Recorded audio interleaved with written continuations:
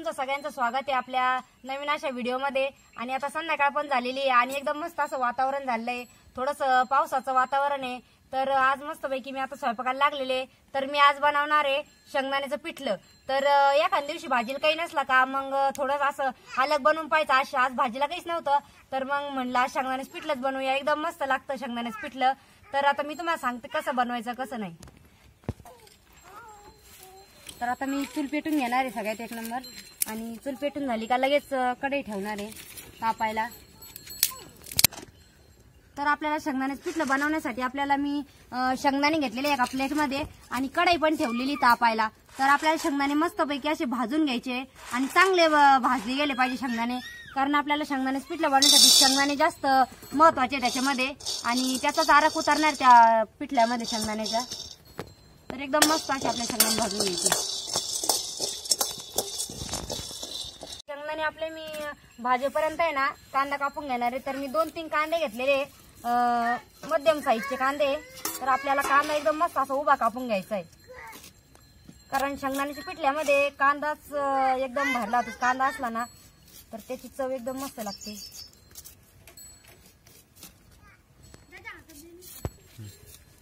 तर मी ह्या प्रकारचा कांदा कापून घेणार आहे असा उभा। तर असा उभा कांदा कापून घ्यायचा आपल्याला मस्त।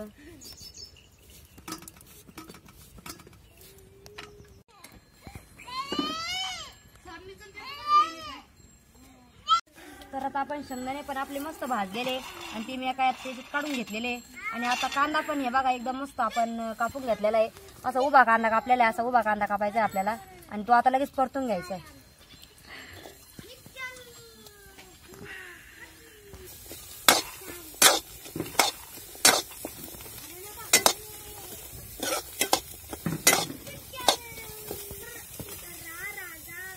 तर कढईत मी कांदा टाकलेला होता आणि आता आपला कांदा पण चांगला गरम झालेला आहे, आणि त्यानंतर मी टाकणार आहे तेल। कांदा थोडासा गरम झाला का मग नंतर तेल टाकायचं, कारण मग कांदा भाजायला आहे ना चांगली मदत होते। आणि आपण जर कांदा टाकलं तर तेल टाकलं ना तो कांदा आहे ना व्यवस्थित। तर आपला कांदा पण एकदम मस्त लाल झालेला आहे बघा, आणि आता तो मी एका प्लेटमध्ये काढून घेणार आहे।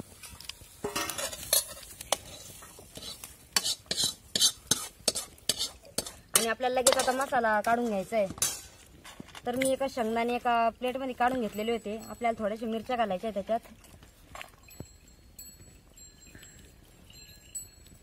आणि लसूण घ्यायचं आहे आपल्याला। तर मी लसूण फोडून घेते, मस्त सोलून घ्यायचं आपल्याला।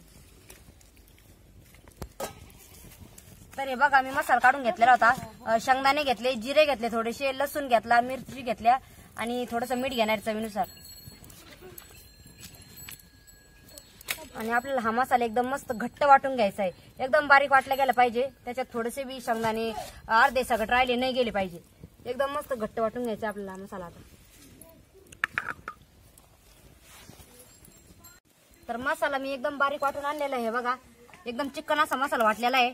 आणि आपले मी आता कढई पण ठेवलेली तापायला, तोपर्यंत मी ना कोथिंबीर ती कापून घेणार आहे, आणि कोथिंबीर आणि कढीपत्ता दोन्ही बी टाकायचं आहे आपल्याला त्याच्यामध्ये। तर आपला आता सगळा मसाला तयार झालेला आहे, आता आपल्याला फक्त फोडणी द्यायची बाकी आहे आता। तर मी मस्त ताजा कढीपत्ता आणलेला आहे, तर मी आता लगेच फोडणी देऊन घेणार आहे। तर आता कढईमध्ये मी टाकणार आहे तेल।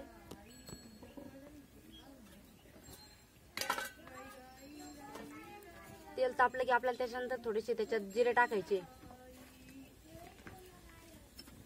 आणि थोडीशी मोहरी टाकायची।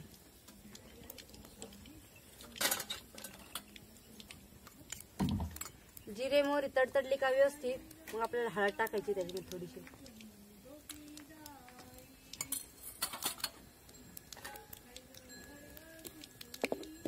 त्यानंतर आपल्याला त्याच्यामध्ये कोथिंबीर आणि कढीपत्ता टाकून घ्यायचा आहे,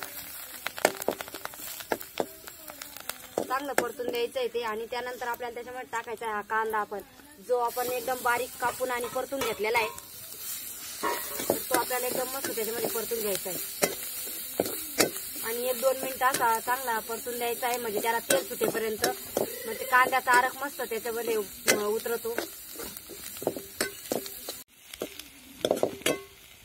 तर आपला कांदा पण मस्त असा परतलेला आहे, आणि आता आपल्याला हा मसाला लगेच त्याच्यात टाकून द्यायचा आहे।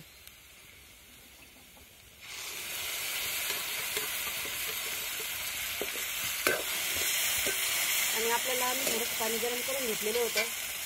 आपल्याला हे गरम पाणी त्यात टाकायचं आणि आपल्याला जेवढा रसा बनवायचा तेवढी आपण बनवून घ्यायचं.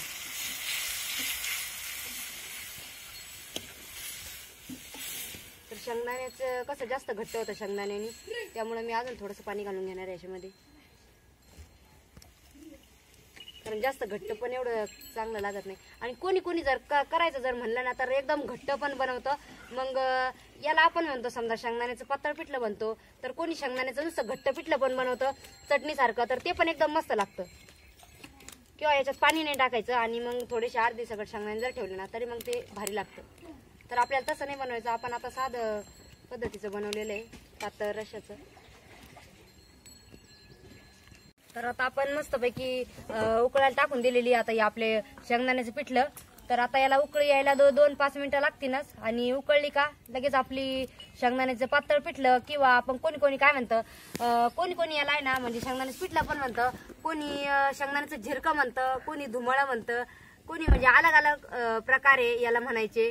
तर तुमच्या तिकडे काय म्हणते याला शेंगदाण्याच्या पिठल्याला, तर तुम्ही आम्हाला नक्की कमेंटमध्ये सांगा. कारण प्रत्येक गावाकडचं अलग अलग नावं राहते, अलग अलग वस्तूची अलग अलग रेसिपीची अलग अलग नावं राहते. तर आमच्या इकडे आम्ही शेंगदाण्याचं पिठलंच म्हणतो. तर तुमच्या तिकडं पण आज वेगळं काही म्हणत असतील तर ते बी आम्हाला तुम्ही नक्की सांगा. आणि बघा आपल्या शेंगदाण्याच्या पिठल्याला मस्त आता उकळी यायला लागलेली आहे. तर बघा आपण शेंगदाण्याच्या पिठल्याला आपण फक्त शेंगदाणे घालतो, तर म्हणून आपण याला शेंगदाण्याचं पिठलं म्हणतो. तर आपण अलग अलग प्रकारचे पिठले बनवतो. समजा डाळीचं असलं तर आपण मग त्याला डाळीचं पीठ घालतो, किंवा असं अलग अलग वेगवेगळ्या प्रकारचं राहतं. किंवा आपण कोणी एकदम समजा घट्ट पिठलं करतं तर त्याला आपण हाटून पिठलं म्हणतो.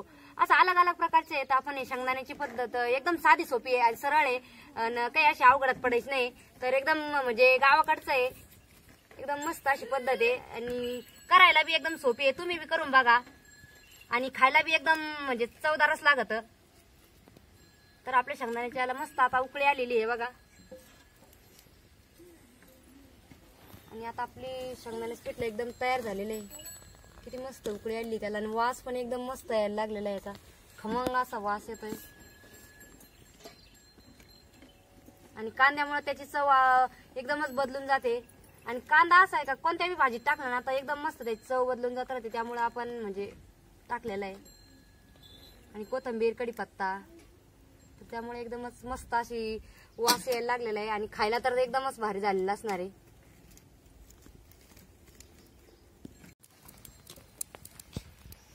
तर बघा एकदम असं मस्त असं आपली शेंगदाण्याचं पिठलं तयार झालेलं आहे आणि तुम्ही बी करून बघा. एकदम मस्त असं झालंय.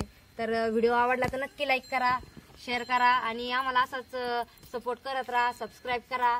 धन्यवाद.